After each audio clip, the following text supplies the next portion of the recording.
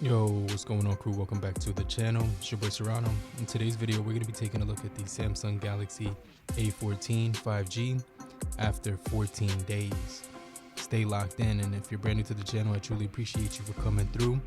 But if you're already a part of the crew, salute.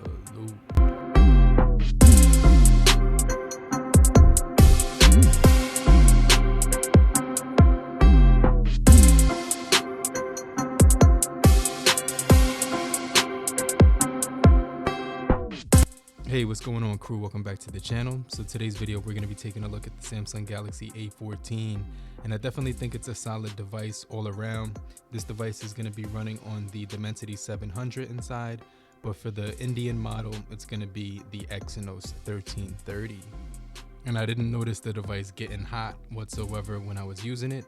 The storage is giving you 64 gigabytes of internal storage, and I did use 5 gigs for videos and about 671 megabytes for images, and so the system takes up 41 gigabytes, which is kind of crazy on this device. So that's the only thing that I don't really like, is that it's not optimized very well when it comes to the system storage that it's being used. But this device will have a ton of features, and you can also use an SD card to expand the storage as well. And so when I was actually using this device, I was running on November 2022 security software update, and it's still on November 1st 2022, so it hasn't gotten any big updates yet. So that's the only thing that I would kind of gripe about when it comes to this device. And so after 14 days, I'm hoping that we do get some software support that will kind of optimize the cameras a little bit, and kind of iron out any bugs that this device has. But overall, when it comes to using it on a daily basis, it has a really nice scrolling speed with the 90 hertz, and the battery life is really good.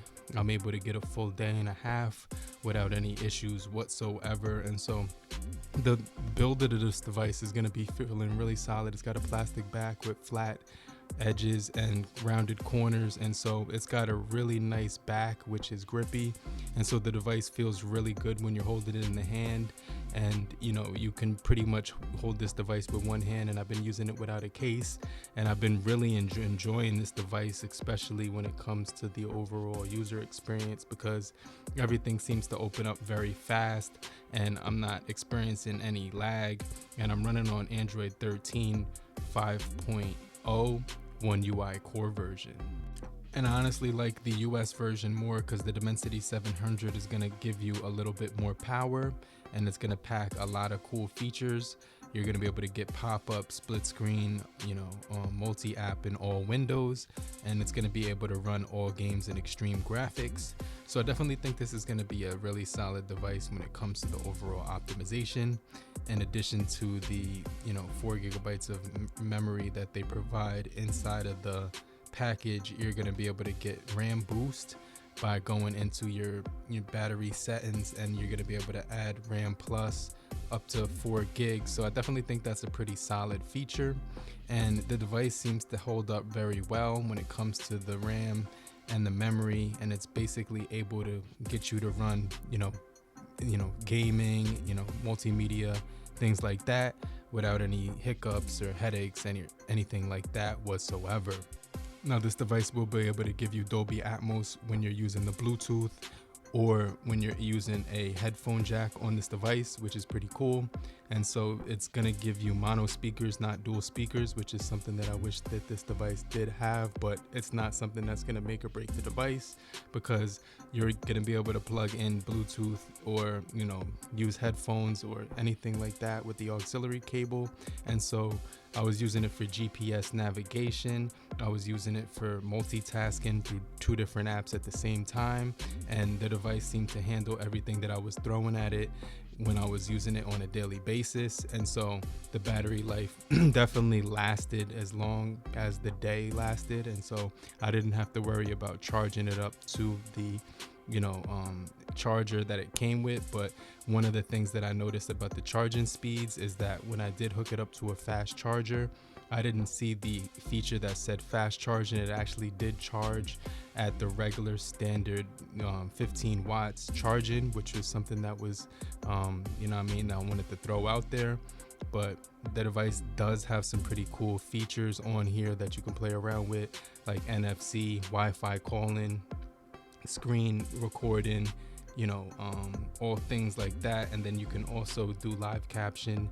You know, you could protect your battery to get, you know, better battery optimization, as well as your mobile hotspot, flashlight, and things to that extent. Okay.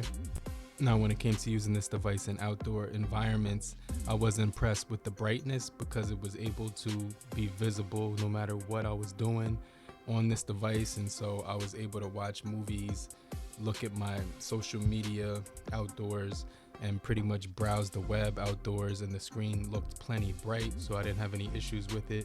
We're getting a 6.6 inch PLS LCD display at 1080 by 2408 resolution, 20 by 9 aspect ratio with 400 pixels per inch.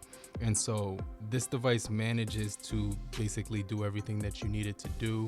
It's got the 15 watts wireless charging with the 5000 milliamp hour battery. It's got a fingerprint sensor on the side, which is actually really quick, and facial recognition as well. And so the device didn't heat up at all. It did have a main camera on here with a 50 megapixel that did take some pretty decent shots. It also came with a 13 megapixel front, 2 megapixel macro, and 2 megapixel depth. And so when it came to taking images on this device, I noticed that it was a pretty decent experience, and you were able to get some pretty good quality with the macro camera that was on the 2 megapixel camera, as long as you had pretty decent light. And so it did take some pretty decent portrait shots. Some of the cutouts that when you look in between my headphones and the background, you could see some artifacting, but overall the pictures were really nice. The colors were pretty pleasant, and so it was able to predict and take some really good images and photography on this device. And so basically, if you did want to get a phone with better cameras, you could, but as far as my daily usage, I was able to use this device perfectly fine with the 1080 30 frames per second on the video mode that this device did have to offer. And I was pretty much impressed with the cameras overall for the price of $199. But let me know what you guys think about the front facing camera quality as well as the rear facing camera quality on this phone. I definitely think that it was able to take some pretty decent, you know, images and video overall when I was using it. But let me know what your opinions are down below in the comment section. I definitely am looking forward to hearing what you got to say. But do me a quick favor, if you're still here, just type down below in the comment section, I'm still here, so I know you're still kicking it with me. And do me a favor, I just want to remind you to hit the like button so we can get this video out to more people and boost the algorithm, okay? But using this device as your main phone or secondary phone, you really won't have any issues with it because it's going to be able to do everything that you need it to do, especially when it comes to getting through the whole day. As far as battery, it's not going to be the fastest phone when it comes to charging, but like I said, it has that Dimensity 700, which is going to be pretty good when it comes to the overall performance. And so the images and video are going to look really decent when it comes to this device, so you won't be blown away. But it does give you some cool features like nighttime photography and slow motion mode, which is really impressive for a device at this price point. And so when you were using the nighttime mode, you were able to lighten up the background as well as the foreground, giving you the ability to take pictures and video at a darker setting. Even when it was kind of getting real dark and you could barely see what was in front of you, the phone still managed to bring out the light and be able to give you a decent scenario of realistic, you know what I'm saying, portrayal of your overall placement in the time and day you were at. So I definitely could say that this device does pretty good when it comes to the cameras, especially in the daytime. But overall performance was pretty good after 14 days.